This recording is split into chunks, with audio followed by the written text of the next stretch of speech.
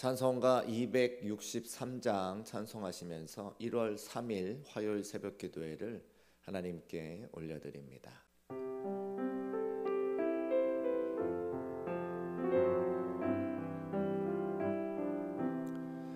이 세상 험하고 나 비록 약하나 늘 기도 힘쓰면 큰 권능 얻겠네. 주의 은혜로 대속받아서 비와 같이 붉은 죄는 같이 이겠네. 주님의 권능은 한없이 크오니 돌 같은 내 마음 곧 녹여주소서. 주의 은혜로 대속받아서 비와 같이 붉은 죄는 같이 이겠네. 내 마음이 약하여 늘 넘어지오니 주 예수 힘주사 굳세게 하소서. 주의 은혜로 대속받아서 비와 같이 붉은 죄는 같이 이겠네. 죄사함 받은 후 새 사람 되어서 주 앞에 서는 날 늘 찬송하겠네. 주의 은혜로 대속받아서 비와 같이 붉은 죄는 같이 이겠네. 아멘.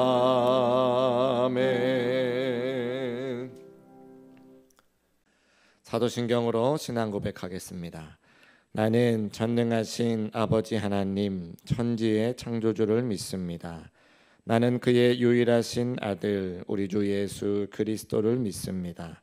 그는 성령으로 잉태되어 동정녀 마리아에게서 나시고 본디오 빌라도에게 고난을 받아 십자가에 못 박혀 죽으시고 장사된 지 사흘 만에 죽은 자 가운데서 다시 살아나셨으며 하늘에 오르시어 전능하신 아버지 하나님 우편에 앉아 계시다가 거기로부터 살아있는 자와 죽은 자를 심판하러 오십니다.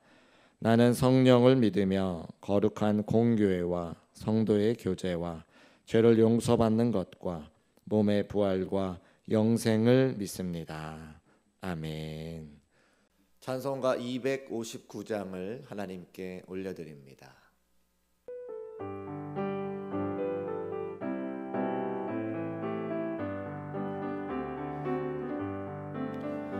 예수 십자가에 흘린 피로써 그대는 씻기어 있는가.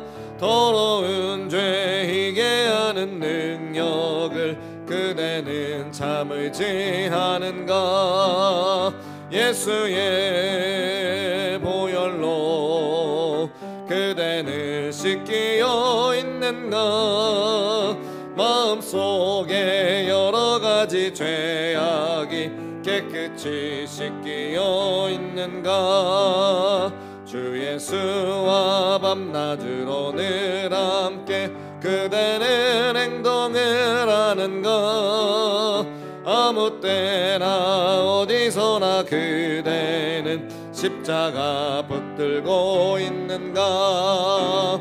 예수의 보혈로 그대는 씻기어 있는가.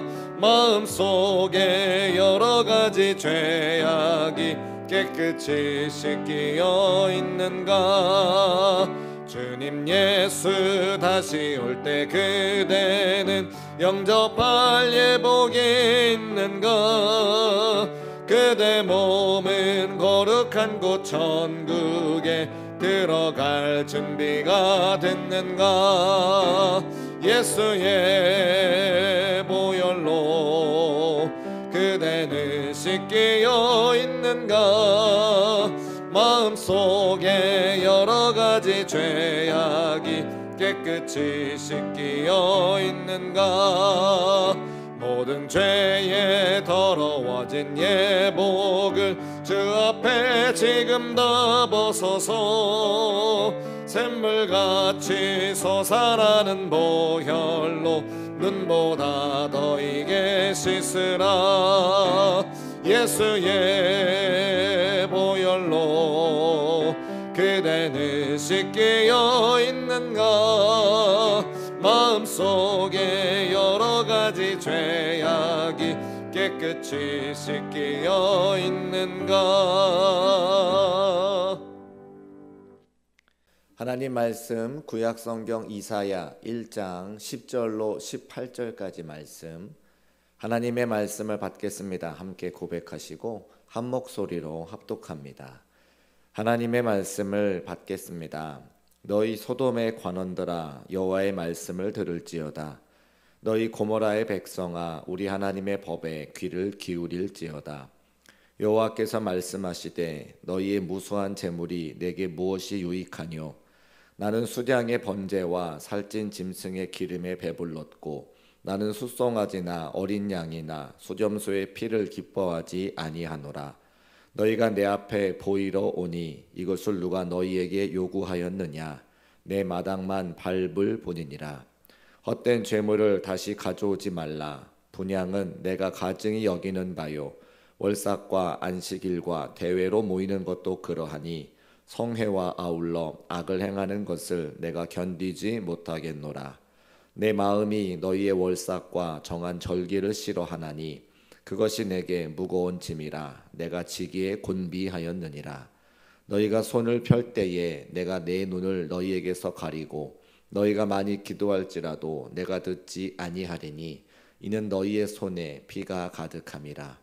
너희는 스스로 씻으며 스스로 깨끗하게 하여 내 목전에서 너희 악한 행실을 버리며 행악을 그치고 선행을 배우며 정의를 구하며 학대받는 자를 도와주며 고아를 위하여 신원하며 과부를 위하여 변호하라 하셨느니라. 여호와께서 말씀하시되 오라 우리가 서로 변론하자. 너희의 죄가 주홍같이 붉을지라도 눈과 같이 희어질 것이요 진홍같이 붉을지라도 양털같이 희게 되리라. 아멘.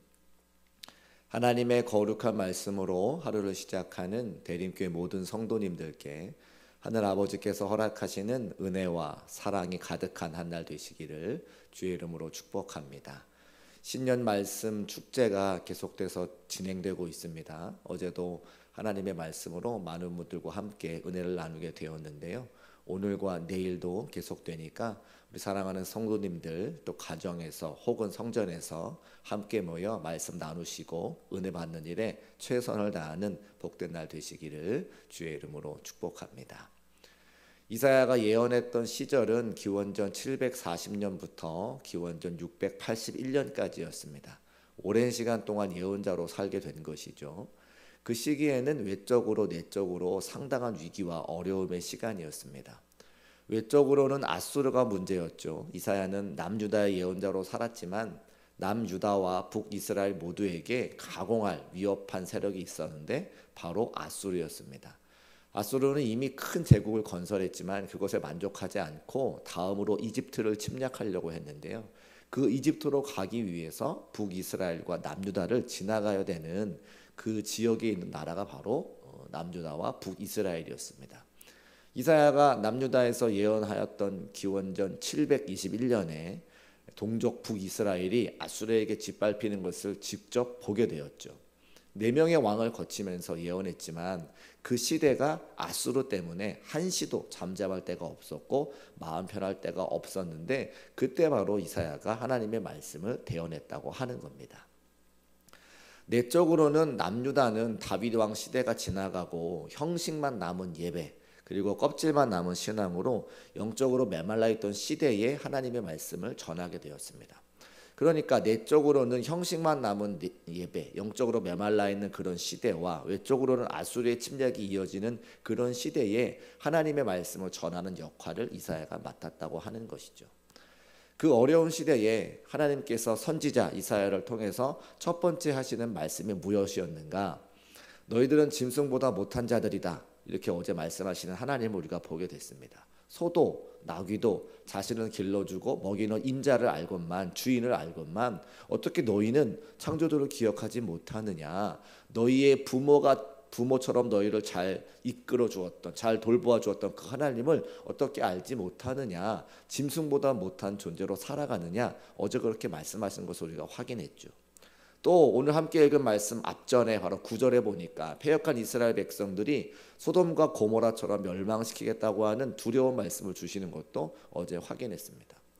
소돔과 고모라는 폭력과 죄악의 상징이죠. 그 때문에 하나님께서 그 성들과 온 들과 성에 거주하는 모든 백성과 땅에 난 것을 다 엎어 멸하신 장소가 바로 소돔과 고모라입니다. 구약의 다른 본문들에 언급되는 소돔과 고모라는 두 가지의 이미지를 갖고 있는데요. 한 가지는 하나님의 진노를 불러일으키는 죄악의 상징으로서 소돔과 고모라가 사용되어지죠. 그리고 또 한 가지는 그 죄악 때문에 하나님의 두렵고도 완전한 심판이 임해서 생명이 더 이상 살 수 없는 멸망당한 곳을 가리키는 상징으로 소돔과 고모라가 쓰인다고 하는 거예요.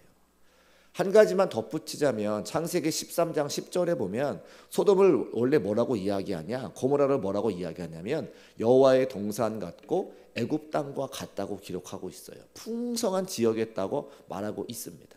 그러니까 그렇게 풍성했던 지역이 죄악의 상징이 되었고 그 죄로 말미암아 하나님의 완전한 심판을 당할 수밖에 없는 그런 장소가 되었다고 하는 거예요.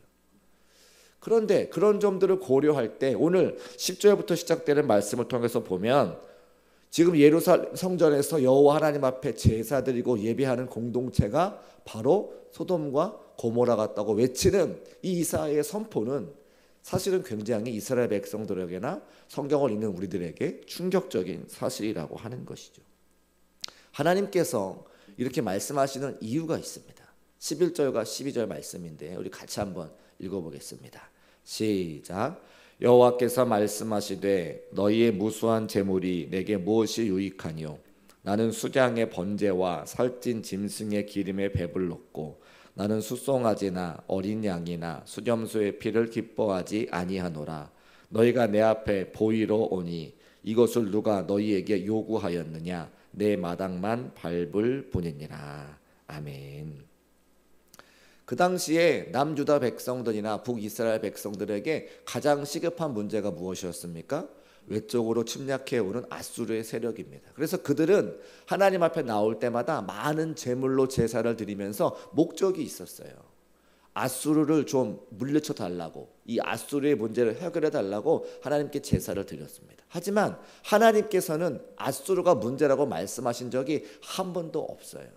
하나님께서 보실 때는 하나님의 백성들이 두려워하는 아수르 세력은 겁낼 이유가 하나도 없었습니다. 문제가 무엇입니까? 이스라엘 백성들의 남유다 사람들의 내적인 신앙이 문제였다고 하는 거죠. 하나님의 걱정은 짐승보다 못한 너희의 믿음이라고 말씀하시는 겁니다. 아수르 세력들을 물리쳐 주기를 바라면서 진정성 없이 가지고 나온 이 재물이 나에게는 큰 짐이라고 말씀하시는 하나님을 우리가 성경을 통해서 확인할 수가 있습니다. 너희의 형식적인 예배가 견딜 수 없다고 하나님께서 말씀하고 계시죠. 14절에 기록이 되어 있습니다. 내 마음이 너희의 월삭과 정한 절기를 싫어하다니 그것이 내게 무거운 짐이라 내가 지기에 곤비하였느니라. 아멘. 하나님께서 유다 백성들에게 형식적인 예배, 의미 없는 제물이 내가 지기에는 너무 무거운 짐이 되었다 이렇게 말씀하십니다. 너희가 지금 어떻게 이렇게 신앙생활을 할 수 있느냐 이렇게 질책하시는 거죠. 하나님께서는 아수르 세력을 물리치기 위한 어떤 자적 명령 같은 것을 내리신 적이 한 번도 없으세요. 하나님께서 원하시는 것은, 요구하시는 것은 오직 한 가지입니다. 18절 말씀인데 우리 18절 말씀을 같이 한번 읽어보겠습니다. 시작. 여호와께서 말씀하시되 오라 우리가 서로 변론하자. 너희의 죄가 주홍 같을지라도 눈과 같이 희어질 것이요 진홍같이 붉을지라도 양털같이 희게 되리라. 아멘. 서로 변론하자.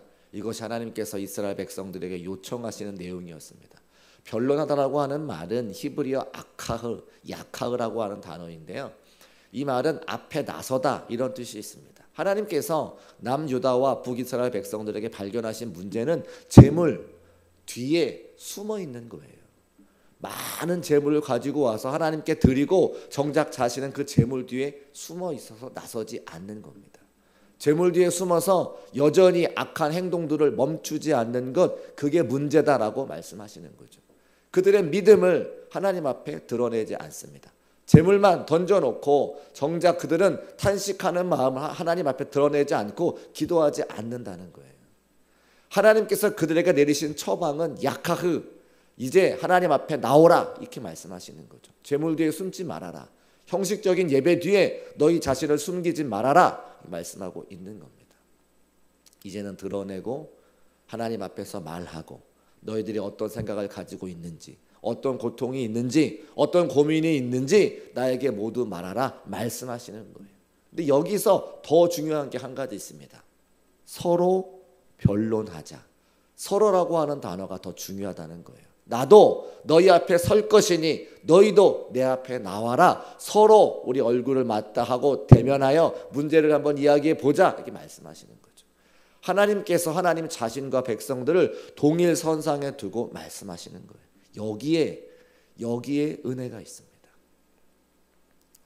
창세기 15장에 보면 하나님께서 아브라함과 언약을 맺으실 때에 쪼갠 고기 사이를 직접 지나가시는 장면이 나옵니다. 하나님은 쪼갠 고기 사이를 지나가실 분이 아니세요.